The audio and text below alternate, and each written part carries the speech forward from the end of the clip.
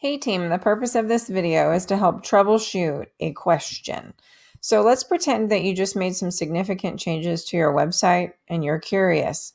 Is it going to work for my parents? This is the easiest way for you to figure out whether or not it's going to work for parents. Slide all the way up here to the right side of your web browser where you see these three dots. Click on those three dots, and then in this drop-down menu, it says New Incognito Window. When you click on New Incognito Window, you can head over to your website.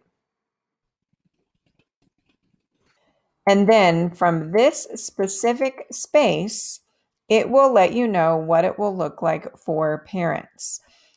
Likewise, if you're using a resource and you want to see what it looks like for the teacher in one window and what it looks like for the student in another window, not always, but sometimes this strategy will work. So see if that incognito window strategy is helpful for you. Have a great day.